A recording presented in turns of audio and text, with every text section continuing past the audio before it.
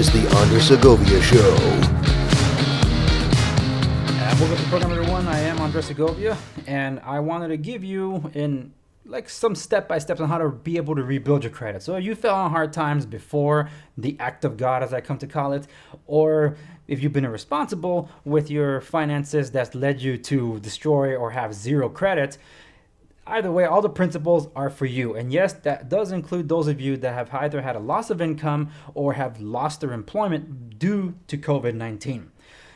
The steps are the same. It's just depending on where you are in your finances, the journey to get back to rebuilding your credit might be a little longer, especially if you're looking to buy a property. And that's just it, that for a lot of people that were stuck during quarantine and lockdowns in an urban setting, a lot of them wanted to get out and buy something outside. That's why property's been scooped up like crazy, because if a second lockdown or a third lockdown or however it is might be down the pipeline, they'd rather be stuck in a place that they call home, preferably with a yard so they're not incubated in some place, versus being stuck in a high rise and not being able to go anywhere or enjoy anything. So it's with that in mind that if you find yourself in that position, how can you rebuild your credit to get to that position where you can buy? It is absolutely possible. And in some cases, you can buy property with less than stellar credit. It just affects your rate of being able to purchase on the mortgage, and also how much out of pocket you can expect to shell out. But we're not going to focus so much on that. Let's focus on the building blocks on getting you over the hump so you can get going on the road to rebuilding your credit. But first, we've got to understand what affects credit, because not many people understand what does go into the so-called credit report, what harms it, what benefits it. And that's a short list here of things. So these are pretty straightforward. Payment history, your credit utilization ratio, total debt, a mix of accounts that you use, the age of your accounts, and hard inquiries and public records. We're going to dive into each of these really quick. So let's just take payment history. Payment history is pretty straightforward. Do you pay your bills on time? Okay, you don't pay them on time. How often don't you pay them on time? And how often do you miss a payment, skip a payment, or anything else? How many times do you fall behind? That is what is payment history. Credit utilization ratio, sometimes we get excited when we're, oh, look, we got approved for a credit card, $10,000 on the credit card. Well, it's good to have a credit card that has that much available to you. But what if you used it all up? That means you have zero available to you. That's what credit utilization ratio means, which lends to the next part, your total debt. How much debt do you carry versus how much income you're making? If you're making way less than how much you owe, then no one can believe you're ever going to climb out of that. That's why they look at total debt and like, your debt ratio makes no sense. So I don't know how you want to buy something when you technically can't afford it according to your credit report. The mix of accounts, what kind of credit accounts are you carrying? It's basically anything that's tied to your social security account. That's what they're looking at. So what we're talking about, car loans, mortgages, if you have one. We're talking about bills of all sorts, from cell phone to utilities and all that. That all relies on your social security. So when looking at all that, they want to see what kind of mixed accounts do you have. Hard inquiries. How often are you getting your credit checked? And for what purpose? Are you always looking to apply for loans? Those do hurt in the long run. The more you search, the quicker your credit score goes down. And of course, public records, that's basically bankruptcies and civil judgments, or liens against you in case you owe taxes or child support and stuff like that. So that's what public records means. But we want to get on the road to rebuilding the credit. So these are 4 tips that I basically have for you on being able to rebuild. This is not everything, and I'll leave sources to some financial institutions that have their own versions of, hey, do this to get your credit better, because these are the ones that actually report to the credit unions or to the credit bureaus. And not just that, some of them are the credit bureaus that are listing out ways that you can rebuild your credit. But here's a quick summary of 4 of them that I have, and it's pretty straightforward. Pay your bills on time. Seriously, that's the whole point. If you see a deadline there, it's like, don't play with the grace period, just pay it on time. Second one is, actually leading to that, if you have a stellar record in paying on time and you have a late payment at some point, you can talk to your creditor and say, hey, look, there was a lapse for XYZ reason, and I always pay on time. Do you think I get it stricken from my record? And you can.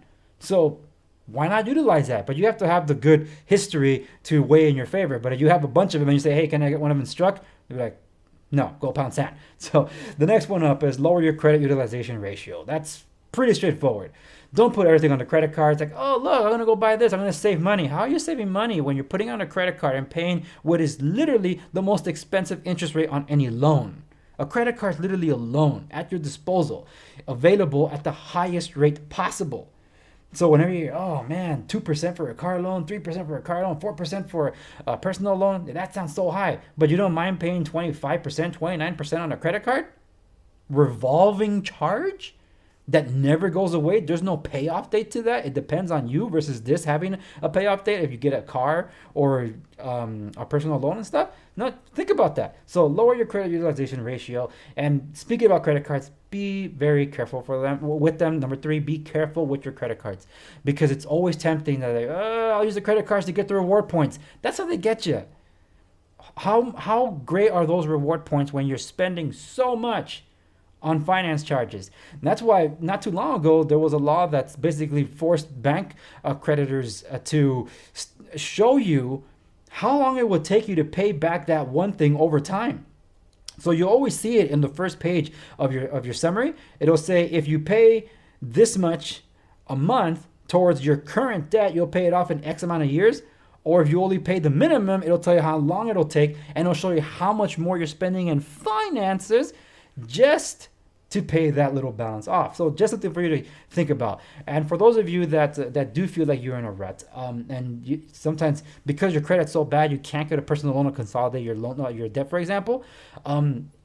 Some people leverage family and friends relationships, good family and friend relationships, just like they would to buy a property. So why not to consolidate your debt? Look, don't burn the bridges. So make sure you're taking advantage of these relationships in a good way and honoring that, because you want to show you want to get on your feet, and that's what family and friends are there for, to help you get through it too, to be there during times of need. That's how you know who your true friends and family are, not just during finances. I'm talking about being there for you when you truly need them. And if this is your most needy position, then this is the place where you can leverage those relationships. And I would encourage you to do so, because there have been some buyers, for example, that may not have all the savings there, but they might have the credit, and they'll ask a friend that might not have the best credit but does have the finances to show that they can together buy a property or even co-sign on something. So you probably done it yourself, so you know what I'm talking about. So don't be afraid to ask your friends and family for help if you want to leverage relationships, but don't burn the bridges. Take care of those. Some people like to take advantage and just screw someone else up. Don't do it that way, please. That's not the humane thing to do. Okay. All right, so let us get to how these things affect your credit. So if you have late payments, these payments, they can be on your record for some time. So after 7 years from when they first went delinquent, then they can disappear. When it comes to collections, they remain on your credit report for 7 years. And that's after the original delinquency date. That goes the same thing for the late payments. So keep this in mind. If you have a payment that you missed, and the payments were never brought current, the debt is moved to collections, that's something else. But the thing is, every time you get a late payment, that 7-year counter starts from there. So make sure you don't fall behind it. You're being prudent. Don't reset the clock. Pay it on time to get those late payments off your back. And it takes place over 7 years. Collections, we already spoke about that. Now, not every bankruptcy is created equal. So Chapter 7 bankruptcy, that one stays on your record from 10 years from the filing date. And that's because Chapter 7 bankruptcy is the kind that completely discharges the debt, gets rid of the debt.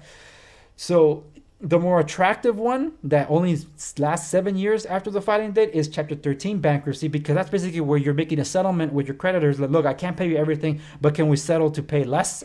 And that one will be considered a Chapter 13 bankruptcy if that's what you're settling for, and it stays on your record for 7 years after the filing date. Okay, if you were going to declare bankruptcy, preferably number 13 over number 7, because you'll be able to get back into action with your credit a lot sooner than Chapter 7. So this is supposed to be like number 4, 5, and 6, or 5, 6, 7. Anyway, civil court judgments, they stay on your credit report for 7 years from the filing date. So what are they? And just know that if you can get them paid off, great. If you small claims thing, or in this case, paid tax liens, if you paid them, then they're removed from your credit 7 years later. If they're not paid, they're still up there like 10 years. That's like a Chapter 7 bankruptcy. You don't want that. And if you did have a lot of hard inquiries, this is the last one here, the hard inquiries, they do tend to drop off after 2 years. And after some time, they do not harm your FICO score as much as they did when you first did the hard inquiry. So you want to take advantage of that or not take advantage of hard inquiries so you can avoid them at all costs. And ultimately, if you find yourself struggling with debt, if you don't know where to start, or if you have too many payments and you want to make them into one, that's where you shouldn't be afraid to get help. Because there are credit counseling services, there are debt management plan services, and there are debt consolidation options, sometimes available from your own creditor. So look into those things. They're there to be able to help you to get on the right path to rebuilding your credit. So that's the long and short of everything. And I know a lot of people that have been adversely affected by COVID-19. I have friends of mine that themselves had lost their employee. Heck, I almost had to shutter one of my companies because of what was going on. But thank God we depended on him, not the government, to provide, and God provided. So we're still around. And that's great, because I was thinking about my employees' families and their families, and they depend on all this. So we understand when there's some things that are hit hard, that like I said, act of God, you have no control over those things. But one of my favorite lines from Batman Begins, why do we fall? So we can learn to get ourselves, to pick ourselves back up. So in this case, I'm giving you the tips to be able to pick yourselves up, to be able to keep going forward. That's why I'm bringing this up in one of my first series of Real Estate 101, to help all of you that are looking to build your plan for retirement. Even if it's now or you're halfway there, whatever it might be, real estate's the best option for you to get there. And we all start from the same place with our credit. So leverage the help that you can. There are services available to you. Check with your creditor if you can. And by all means, do not give up. Persevere. Keep going. And if you do find yourself ready for the next steps, then that's where you can talk to my preferred lender. I can connect you. So you can reach out to me. We can talk to my preferred lender, and they'll give you more information or a more refined look as to how you can get to those next steps. Because that's, I think, we all want to basically get a refresher course, like, okay, this is everything I've been doing, what else can I do to make it better? And sometimes there's options that can benefit you to get you along the way that perhaps I didn't even list out here. So that will never hurt. So like I said, if you think you're ready, then by all means, you're able to contact me. Here's my contact information. And if you want to learn more about real estate and real estate resources, go to www.segoviares.com. But if you just want more information I'm putting out there in terms of tips, tricks, or industry news, then that's where you come check out my show, just like you're doing here on YouTube, or even my website, www.theandresegovia.com, or on Facebook, wherever you are. This show is all across the platforms. So by all means, continue to like, share, subscribe, stay in the know. And there's more information coming out your way to help you get to that next step. Because even in this crazy time that we find ourselves in, real estate is the most sure investment that you can make in yourself and in your future. So thank you so much for watching this episode of the Andrew Segovia Show. And I'll see you on the next one.